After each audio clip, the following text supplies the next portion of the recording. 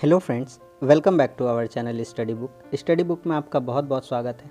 आज हम लोग वेस्ट बंगाल बोर्ड के क्लास 6 के हिंदी पाठ 2 इनसे सीखो के बारे में पढ़ने वाले। तो चलिए क्लास की हम लोग शुरुआत करते हैं। इनसे सीखो कविता श्रीधर पाठक जी के द्वारा लिखी गई है। सबसे पहले हम ये समझते हैं कि इस कविता में क्या बतलाया गया है। यह जो कविता है इनसे सीखो, इस कविता में कवि ने हमें बड़े ही सहज ढंग से विनम्रता, सद्भावना, सेवा, सहानुभूति की भावना तथा जीवन में सच्ची शिक्षा प्राप्त कर प्रगतिशील होने की प्रेरणा दी है। अब कविता को हम लोग पंक्तियों के माध्यम से समझते हुए चलते हैं, जिससे आपको पूरी कविता समझने में बहुत ही ज़्यादा आसानी है।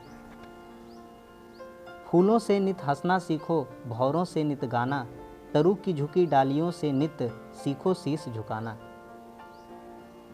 पहले हम इन 4 पंक्तियों को समझते हैं। इन 4 पंक्तियों में कवि ने बच्चों को यह सलाह दी है कि हमें फूलों, भौरों तथा वृक्ष की डालियों से सीख लेना चाहिए। कवि कहते हैं कि फूलों से नित हंसना सीखो, अर्थात फूलों से कवि क्या सीखने की प्रेरणा देते हैं? हमेशा हंसते रहना और खेलते रहने की प्रेरणा देते हैं। भौरों से नित गाना, जिस प्रकार भौरे गुंजार करते हैं उसी प्रकार कवि हम बच्चों को भी यह शिक्षा देते हैं कि हमें भौरों की तरह ही हमेशा गाते मुस्कुराते रहना चाहिए। तरु की झुकी डालियों से नित सीखो शीश झुकाना, जिस तरह से पौधे की डाल झुकी हुई रहती है, सर्वदा नतमस्तक रहती है, उसी तरह से नम्र बनी रहती है, उसी तरह से कवि हमसे भी यह अपेक्षा रखते हैं कि हमें भी हमेशा अपने बड़ों का सम्मान करना चाहिए और अपना सिर को झुका करके रखना चाहिए। ठीक है। फूलों से नित हंसना सीखो, फूलों से हमें हमेशा हंसते हुए सीखना चाहिए। भौरों से हमें नित्य गाना सीखना चाहिए। पेड़ की झुकी, तरु अर्थात होता है पेड़ की झुकी डालियों से हमें हमेशा शीश झुकाना सीखना चाहिए। आगे देखते हैं। सूरज की किरणों से सीखो जगना और जगाना, लता और वृक्षों से सीखो सबको गले लगाना। इन पंक्तियों में कवि कहते हैं कि सूरज की किरणों से सीखो जगना और जगाना। जिस तरह से सूर्य प्रातः भोर में ही उठ जाता है, उसी तरह से हमें भी प्रातः सुबह उठना चाहिए और सबको उठाने के लिए प्रयत्न करना चाहिए। सूरज की किरणों से सीखो जगना और जगाना, लता और वृक्षों से सीखो सबको गले लगाना। रात बीतते ही सूर्य उदय होता है। सूर्य की किरणें के प्रकाश में बच्चों को भी जाग कर दूसरों को जगाना चाहिए। जिस प्रकार लता और वृक्ष सबको गले लगाती है, अर्थात आपस में लिपट जाती है, उसी प्रकार बच्चों को भी उनसे शिक्षा लेकर आपस में प्रेम से एक दूसरे को गले लगाना चाहिए। जिस तरह से लताएं जो होती है वृक्षों को किस तरह से गले लगा लेती है, उसी तरह से हमें भी यह सीखना चाहिए कि हम भी सबको प्रेम से, भाईचारे के साथ सबको गले लगा पाएं। दीपक से सीखो जितना हो सके अंधेरा हरना, पृथ्वी से सीखो जीवों की सच्ची सेवा करना। इन पंक्ति में कवि ने दीपक तथा पृथ्वी से सीखने की प्रेरणा दी है। कवि बच्चों से कहते हैं कि जितना हो सके दीपक से अंधेरा दूर करने की शिक्षा लो। जिस तरह से एक अंधकार कमरे में अगर हम रोशनी कर देते हैं, दीपक जला देते हैं, तो वहाँ का सारा जो अंधकार है वह समाप्त हो जाता है। उसी तरह से हमें भी दीपक की तरह जलना चाहिए और अपने आसपास के अंधकार को दूर कर देना चाहिए, समाप्त कर देना चाहिए।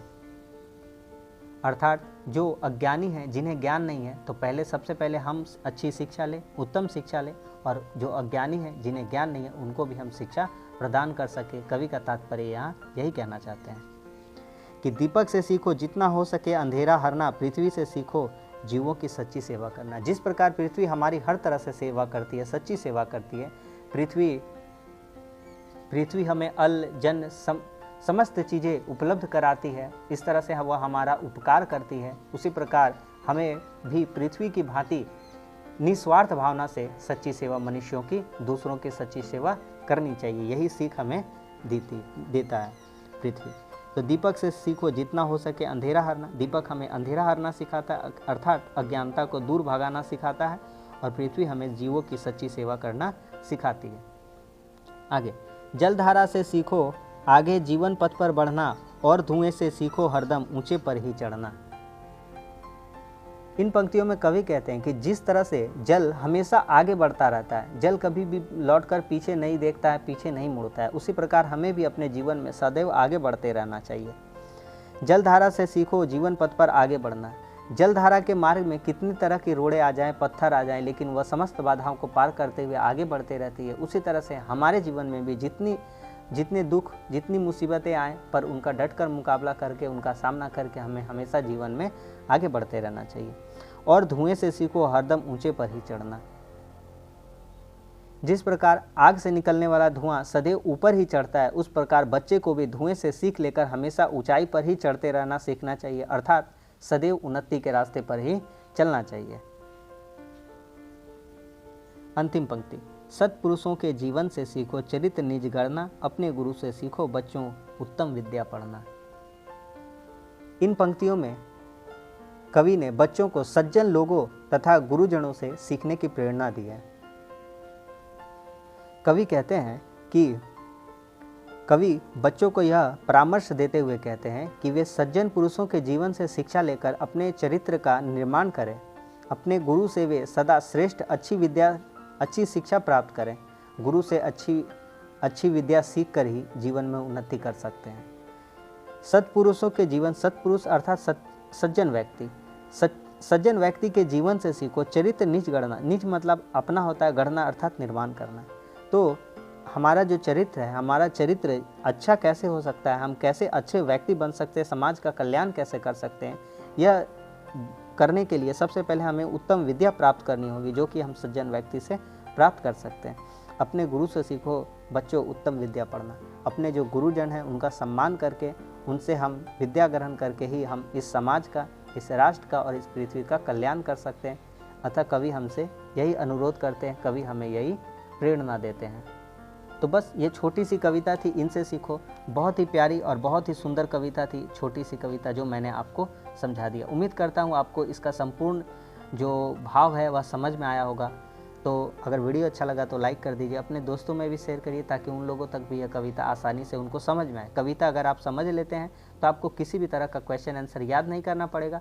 आप जब एग्ज़ाम देंगे तो आपको क्वेश्चन ऑटोमेटिकली याद हो जाएंगे, अगर यह कविता का पूरा भाव अगर आपको पता रहेगा। तो चलिए, वीडियो अच्छा लगा तो लाइक कर दीजिए, दोस्तों में शेयर कर दीजिए, चैनल पर नए हैं तो चैनल को जरूर सब्सक्राइब कर दीजिए।